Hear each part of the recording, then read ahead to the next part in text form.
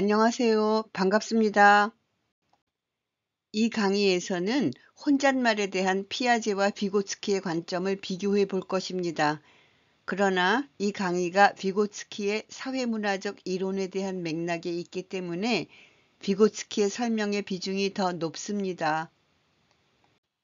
강의는 방금 얘기했듯이 이 강의가 비고츠키 이론의 연장선상에 있기 때문에 먼저 혼잣말에 대한 비고츠키의 저술에 대해서 알아보고 그 다음에는 혼잣말에 대한 피아제와 비고츠키의 관점을 요약할 것입니다. 이어서 혼잣말에 대한 피아제의 관점, 비고츠키의 관점을 조금 더 구체적으로 살펴보고요. 두 이론의 공통점과 차이점을 짧게 알아보는 것으로 진행될 것입니다. 혼잣말에 대한 비고츠키의 저술로 강의 시작합니다. 피아제 이론과 비고츠키 이론은 둘 다 인지발달 이론입니다. 두 학자 모두 언어와 사고의 발달에 대하여 관심을 가졌고 두 학자 모두 관련 저서들을 남겼습니다. 비고츠키는 사고와 언어 발달의 관계에 대한 자신의 견해를 그의 대표적 저서들 중에 하나인 사고와 언어에서 자세히 다루고 있는데요. 원저의 제목은 미슐레니의 이리치입니다. 제 발음이 맞다면 말이죠. 제가 생전 처음으로 러시아 사이트에 들어가서 봤더니요. 이렇게도 나와 있었습니다.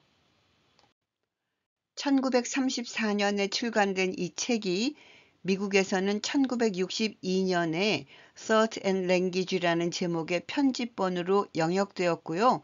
1987년에 비로소 완역본이 나왔습니다. 같은 책을 번역했는데 제목이 다르죠. Thought, Thinking, Language, Speech. 이 책에 한국말 번역본도 여럿 있는데요. 편집본도 있고 요약 해설본도 있고 완역본도 있습니다. 제목도요. 영역본과 마찬가지로 사고와 언어 또는 생각과 말 이렇게 번역이 되었어요. 저는 코즐린 편집본을 번역한 사고와 언어를 참고했습니다. 따라서 이 강의에 나오는 인용도 이 책에 있는 것입니다.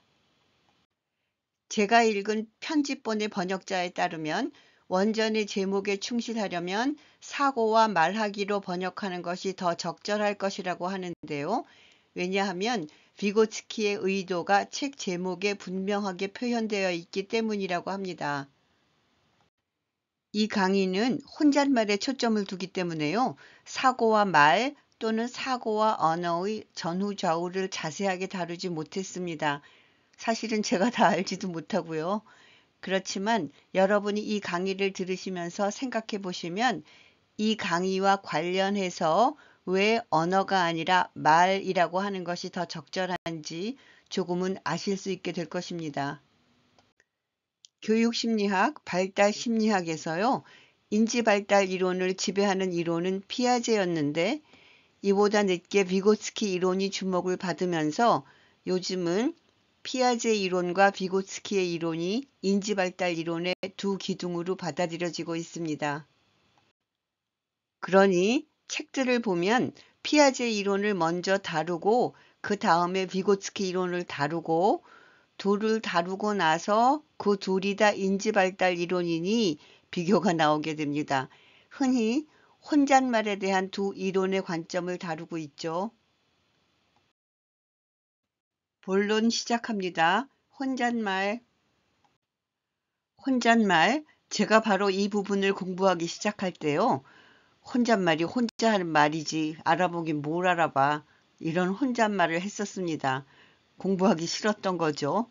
그래도 해야 하니 했죠. 혼잣말은 알다시피 혼잣말이죠. 혼자 있든 여럿이 있든 누군가가 자기에게 하는 말입니다. 그것도 소리내어서요. 중얼거리는 거죠. 혼잣말, 자기에게 소리내어 하는 말, 소리내서 생각하는 건데요. thinking aloud, 두 학자 모두 thinking aloud라는 용어를 쓴다고 해도 그 의미는 다릅니다. 피아제는 혼잣말을 자기중심적 언어, 에고센트릭 스피치라고 했고요. 비고츠키는 책에서 피아제의 자기중심적 언어라는 용어를 자주 쓰지만 관점은 여기서도 다릅니다. 비고츠키는 혼잣말을 사적 언어, 프라이빗 스피치라고도 합니다. 소리내어 하는 말이니까요. 랭귀지보다는 스피치가 더 가깝죠. 번역이 어떻든 번역이 언어라고 하든 말이라고 하든 그때그때 맥락으로 구분해 주세요. 혼잣말에 대한 두 이론의 관점을 먼저 요약해 보겠습니다. 사실 이 요약 다음에 나오는 얘기는요. 이 요점을 좀 더 길게, 좀 더 구체적으로 설명하는 거예요. 같은 얘기를 길게. 언어와 사고 발달에 대한 피아제의 관점은 언어와 사고 발달은 같은 경로를 밟는다로 요약할 수 있습니다. 피아제의 관점, 언어와 사고의 발달은 같은 경로를 밟는다. 같은 경로를 밟는다는데 언어 발달만 갖고 얘기하면 어떤 경로를 밟냐, 어떤 방향으로 발달하냐 하면 피아제는 언어가 자폐적 말하기에서 사회화된 말하기로 발달한다고 봅니다. 사회화로의 방향이에요. 혼잣말, 피아제 용어로 자기중심적 말하기는 어디에 있냐 하면 바로 자폐적 말하기와 사회화된 말하기의 중간에 있습니다. 자폐적 말하기, 자폐적 언어에서 사회화된 말하기로 가는 과도기에 혼잣말이 있다고 보는 거예요. 피아제 이론을 배웠어도요. 자폐적 말하기라는 용어는 좀 낯설죠?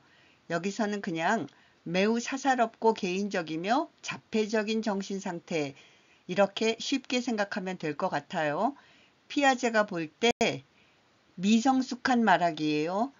피아제에 따르면 사회화된 말하기로 발달해 가야 하는 거니까요. 이에 대한 비고츠키의 관점은 피아제의 언어와 사고 발달의 경로를 뒤바꾼다는 것입니다. 비고츠키는 원래 언어의 기능은 의사소통적이고 이 의사소통적 언어가 사회, 문화, 성인들과의 상호작용을 통해서 점점 내면화된 내적 언어로 변화해 간다고 봅니다. 그리고요, 혼잣말, 사적 언어는 그 과정의 중간에 있습니다. 자, 여기서 한번 생각해 보세요. 원래 의사소통적이었다는 것은 아직 사회화가 된 것이라고 말할 수는 없지만 사회적인 것이죠. 그 사회적이었던 것이 피아제의 뜻에서 사회화된 말하기로 발달한다고 볼 수는 없죠. 더욱이 비고츠키는 사회화의 방향이 아니라 내면화의 방향으로 가니까요. 두 이론의 관점은 출발점부터가 달라요. 피아제가 내부에서 외부로 간다면 비고스키는 사회문화적 이론답게 외부에서 내면화로 갑니다. 여기서 잠깐만요. 사고와 언어에 대한 비고츠키 이론을 처음 들을 때 사적 언어와 내적 언어 용어를 헷갈리기가 쉬운데요. 사적 언어는 프라이빗 스피치이고 내적 언어는 이너 스피치입니다. 사적 언어, 프라이빗 스피치는 피아제의 자기중심적 언어에 대비되는 것이고요. 내적 언어, 이너 스피치의 방향으로 발달해 가는 과정에 있습니다. 용어를 헷갈리지 마세요. 여기까지가 요약인데요. 요약 한번 길었죠? 이제 혼잣말, 피아제의 관점을 조금 더 구체적으로 보겠습니다. 피아제 이론에 나오는 혼잣말의 사례 하나 소개합니다. 3살 유아 둘이 얘기를 하는데요. 나 어제 놀이동산 갔다 왔어. 아니 저게 뭐지? 너무너무 재미있었어. 왜 움직이지 않지? 그냥 보기만 하면 둘이 말을 주고받는 것 같은데요. 들어보면 서로 딴소리를 하고 있습니다. 서로 대화를 시도하는 것도 아니고 상대방이 답할 것을 기대하는 것도 아니고 누가 자신의 말을 듣고 있는지 관심도 없고 이런 유형의 대화를 집단 독백이라고 부릅니다. 대화 같지만 사실은 독백인 거죠. 피아제의 표현을 따르면 아동은 마치 소리내어 생각하는 것처럼 자신에게 이야기한다. 그는 누구에게도 말을 걸지 않는다. 그냥 소리내어 생각하는 거다. Thinking aloud라고 하는데요. 그래서 피아제에 따르면 혼잣말, 즉 피아제의 용어로 자기중심적 말의 기능은 행위를 단조롭게 되풀이하여 말하는 것이고 피아제는 이 시기의 혼잣말을 미성숙의 산물이고 부산물일 뿐이라고 봅니다. 혼잣말, 자기중심적 말이 미성숙의 산물이라면 성숙하면서 사라져야 되겠죠. 피아제는 자기중심적 말이 전조작기를 벗어나는 7살, 8살 경이 되면 빈도가 줄어든다고 합니다. 그러면 비고츠키의 관점은 어떤지 한번 볼까요? 비고츠키가 소개한 혼잣말이에요. 한 어린이가 그림을 그리다가 파란색이 필요한데 없는 것을 알고는 이렇게 혼잣말을 합니다. 색연필이 어디 있지? 파란 색연필이 필요한데. 괜찮아. 그냥 빨간 색연필로 그리고 물로 적셔보자. 그럼 색이 짙어지고 파란색처럼 보일 거야. 이 혼잣말을 보면 혼잣말이 아무런 기능을 하지 않는다고 볼 수 없죠. 필요해. 적셔보자. 파란색으로 보일 거야. 혼잣말이 행동에 영향을 미쳤습니다. 5살 반쯤 되는 한 어린이가 전차를 그리고 있는데요. 연필심이 부러졌습니다. 그런데도 그 어린이는 연필을 꾹꾹 눌러서 바퀴의 둘레를 마무리하려고 했습니다. 연필심이 부러졌으니까 그려지지는 않고 종이 위에는 연필 자국만 남았죠. 이 어린이는 연필심이 부러졌네 하고 혼잣말을 하면서 연필을 치우고 대신에 물감을 가져와서 그림의 내용이 달라지는 모습에 대해서 이따금씩 혼잣말을 하면서 사고가 난 부서진 전차를 계속해서 그리기 시작했습니다. 여기서도 혼잣말이 어린이의 활동에 영향을 미쳤죠. 뭐라고? 어린이의 혼잣말이 자기중심적 말하기가 그냥 미성숙의 표현이라고? 그건 동의 못하지. 혼잣말은 분명 의미 있는 기능이 있어. 비고츠키의 관점이에요. 혼잣말은 언제 많이 하냐? 비고츠키가 실험을 해보니까요. 혼잣말은 어린이의 활동이 순조로울 때보다 방해를 받는 상황에서 더욱 빈번하게 나타났다고 합니다. 무슨 말이냐 하면 활동의 순조로운 흐름을 방해하는 장애물은 자기중심적 발화를 사용하게 하는 중요한 자극이라는 것을 알 수 있다.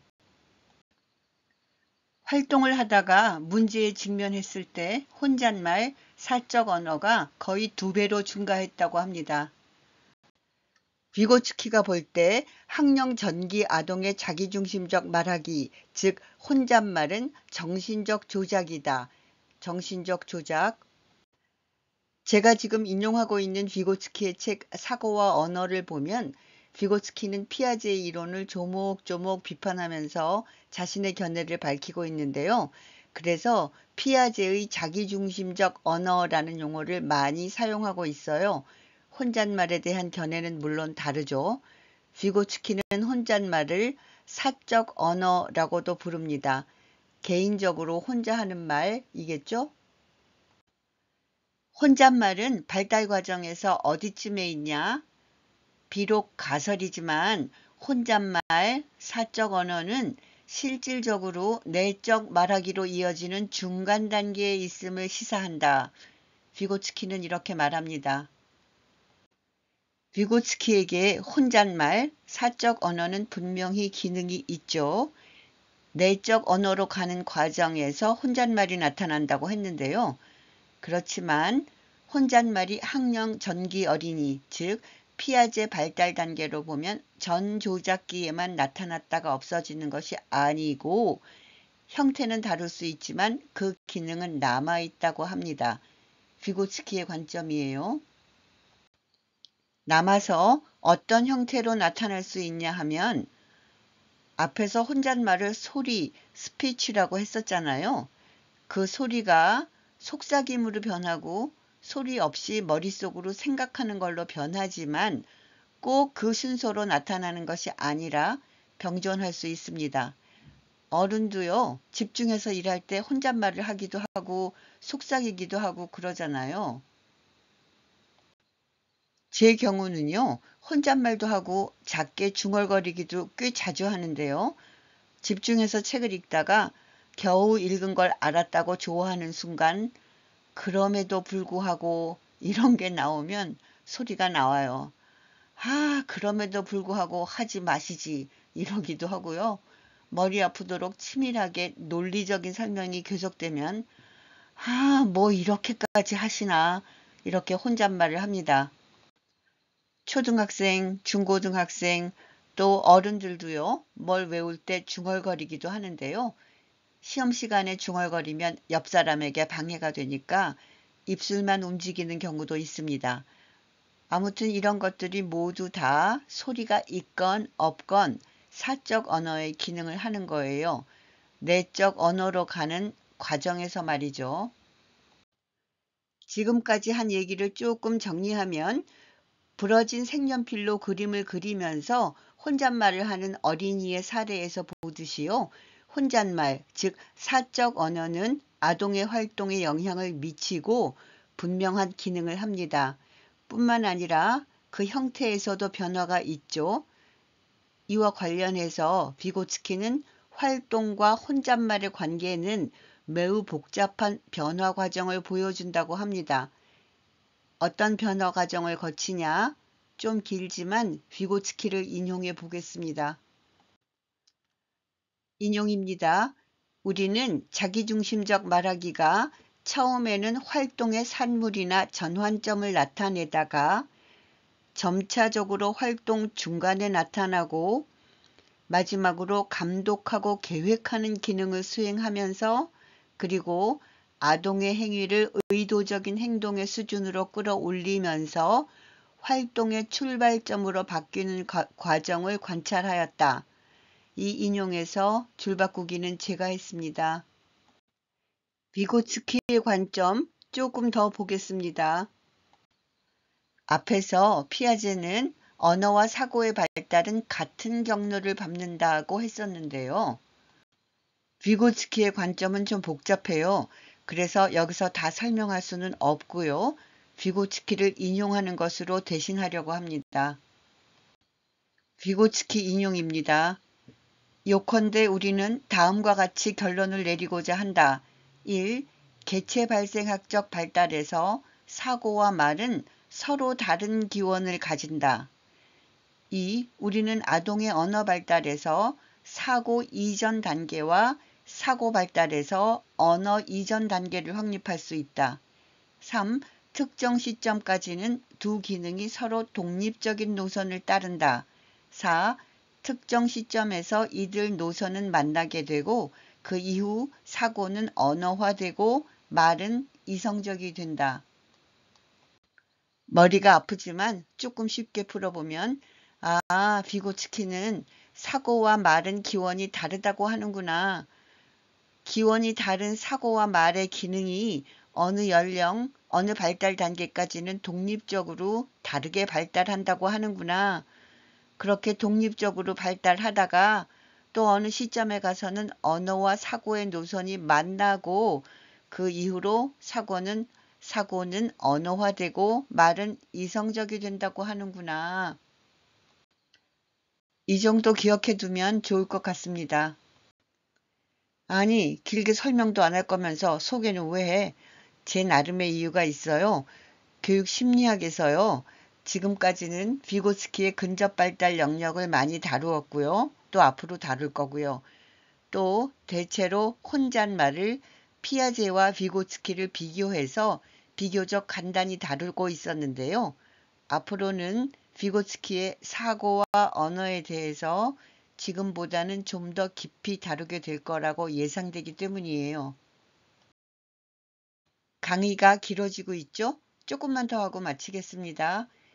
피아제와 비고츠키 공통점과 차이점. 두 이론의 공통점은 인지 발달을 유전과 환경의 상호작용으로 본다. 각각 초점은 다르지만 말이죠. 인지 발달 과정에서 개인은 능동적 역할을 한다. 다른 점은 피아제는 개인적 구성주의 또는 급진적 구성주의에 영향을 미쳤고 비고츠키는 사회적 구성주의에 영향을 미쳤다는 것입니다. 오늘 강의는 여기까지입니다. 이 강의를 만드는데 비고츠키, 코즐린 편집 사고와 언어, 고재희 21세기 교육과정의 이해, 권대훈 교육심리학의 이론과 실제, 정옥분 아동발달의 이해, 우울포크 교육심리학 등을 참고했습니다. 감사합니다.